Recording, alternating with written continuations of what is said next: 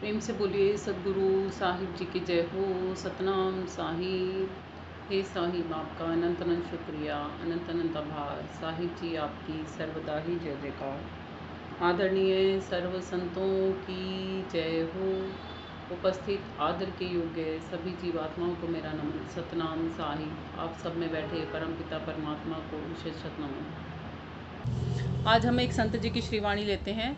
वो अपनी श्रीवाणी के माध्यम से हमें समझाते हुए कहते हैं कि मेरा मेरी करते करते बीती रे उमरिया। मेरा मेरी करते करते बीती रे उमरिया। धीरे धीरे बढ़ती जाए पापों की गठरिया। मेरा मेरी करते करते बीती रे उमरिया। धीरे धीरे बढ़ती जाए पापों की गठरिया। गर्भवास में फंसा हुआ था, किन्हा तब इकरार था। गर्भवास में फंसा हुआ था, किन्हा तब इकरार था। नाम भजन का वायदा करके हो आया भव पार था। नाम भजन का वायदा करके हो आया भव पार था। इस काया में फंस कर बंदे क्यों बनते हो बावरिया। इस काया में फंस कर बंदे क्यों बनते हो बावरिया। धीरे धीरे बढ़ती जाए पापों की गठरिया। मेरा मेरी करते करते बीती रे उमरिया। धीरे धीरे बढ़ती जाए पापों की गठरिया। ये धन मेरा ये धन तेरा सब कोई अपनाता है। ये धन मेरा ये धन में तेरा सब कोई अपनाता है। धन दौलत और कुटुंब कबीला कोई संग नहीं जाता है। धन दौलत और कुटुंब कबीला कोई संग नहीं जाता है। अंत समय सतनाम भजन बिन पछताए अनड़िया।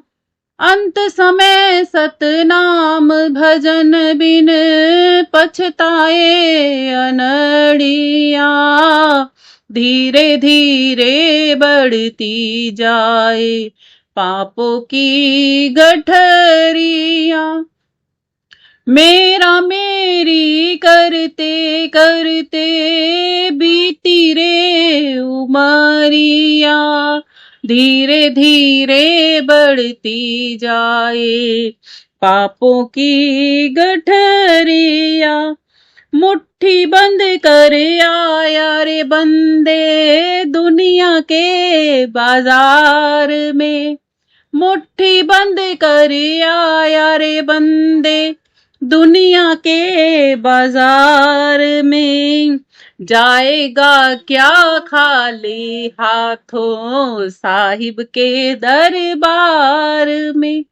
जाएगा क्या खाली हाथों रे साहिब के दरबार में। पछताएगा उस दिन बंदे जब रुक जाएगी डगरिया। पछताएगा उस दिन बंदे जब रुक जाएगी डगरिया। धीरे धीरे बढ़ती जाए पापों की गठरिया मेरा मेरी करते करते बीती रे उमरिया धीरे धीरे बढ़ती जाए पापों की गठरिया बीत गई सो बीती रे बंदे आगे का कर ख्याल जी बीत गई सो बीती रे बंदे आगे का कर ख्याल जी पर उपकार भजन सतगुरु का करना उत्तम सार जी पर उपकार भजन सतगुरु का करना उत्तम सार जी ना जाने कब लुट जाएगी जीवन की बजरिया ना जाने कब लुट जाएगी जीवन की बजरिया धीरे धीरे बढ़ती जाए पापों की गठरिया मेरा मेरी करते करते बीती रे उमरिया धीरे धीरे बढ़ती जाए पापों की गठरिया। हमें क्या समझाना चाहते हैं संत जी? हमें यही समझा रहे हैं कि इस मेरा मेरी तेरा तेरी में ही दुनिया में ही मशरूफ़ रहकर धीरे धीरे हमारी सांसों की पूंजी ख़त्म होती जा रही है और हमारे कर्म बनते चले जा रहे हैं। यदि आज भी हमने निहिकर्मी होना नहीं सीखा, नहीं जाना कि निहिकर्मी कैसे होते हैं, तो क्या होगा? धीरे धीरे हम इस दुनिया के चक्रव्यूह में इतना उलझ जाएंगे कि 1,84 में गमन कर जाएंगे। मनुष्य के तन से तो हाथ धो ही बैठेंगे, प्रभु प्राप्ति भी नहीं कर पाएंगे और 1,84 में उस आवागमन में, उस जन्म मरण में ही घूमते रह जाएंगे, जहाँ से हमें कोई बचाने फिर नहीं आ पाएगा।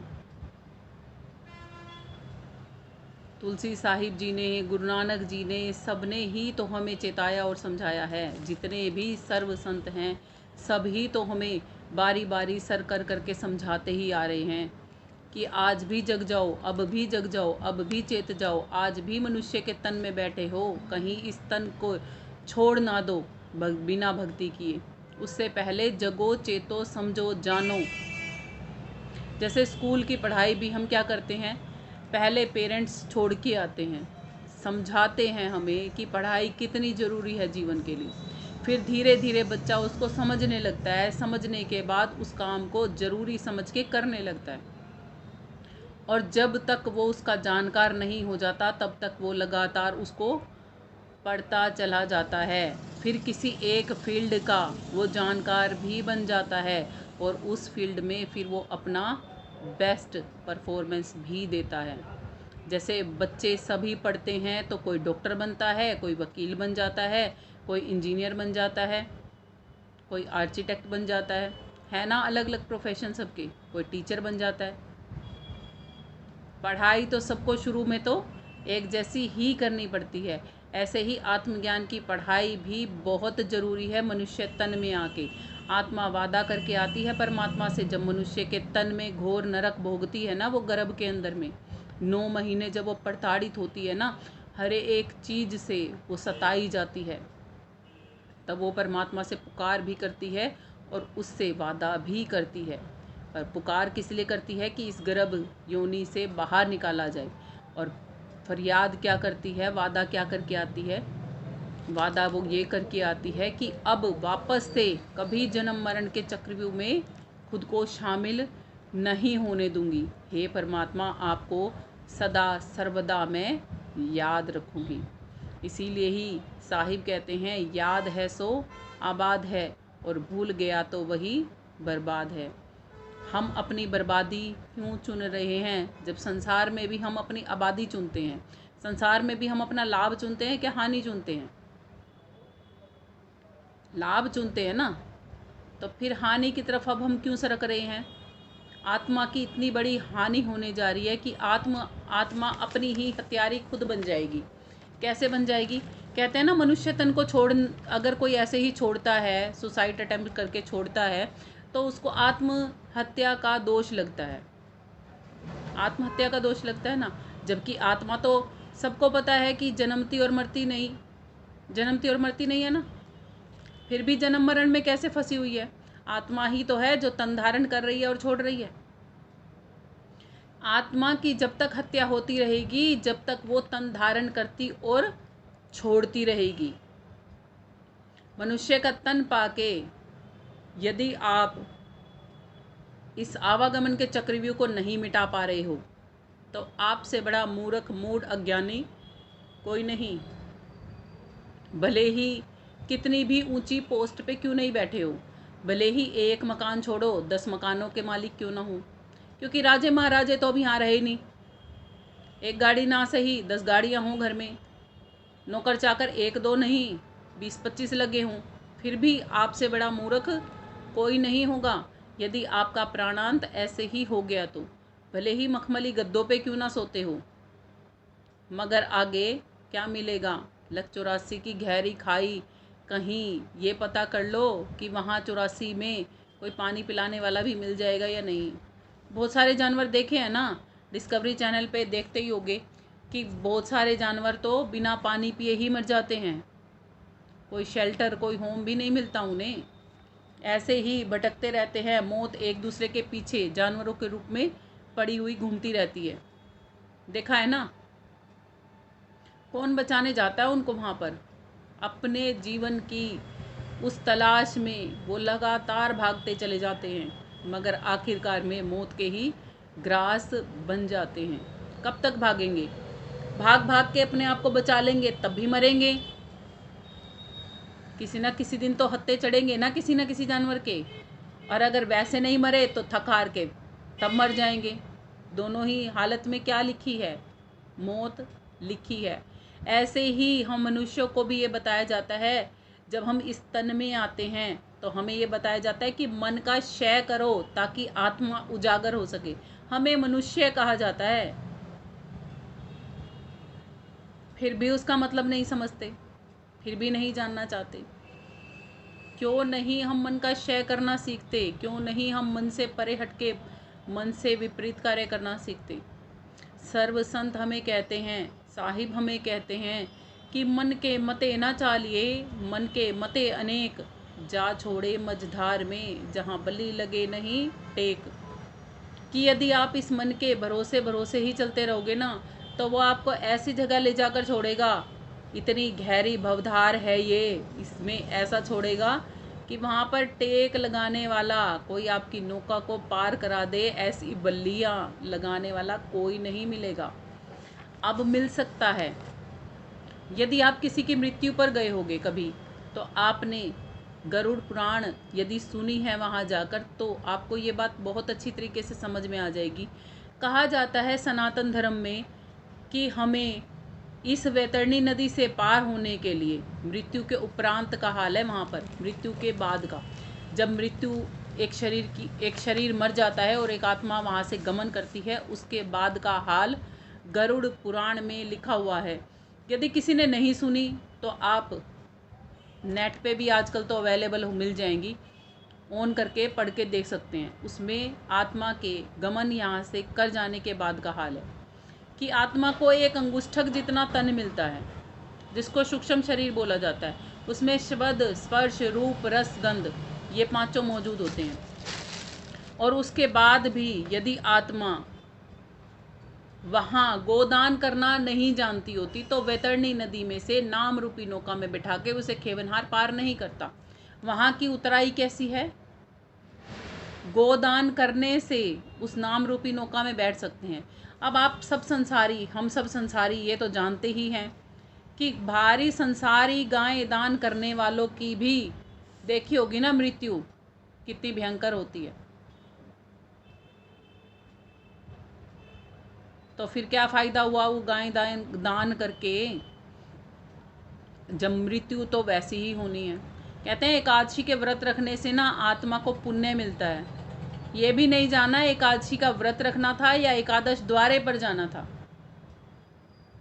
कुछ नहीं सीखा हमने। मनुष्य के तन में आके आत्मज्ञान के नाम के हम अनपढ़ ही रह गए।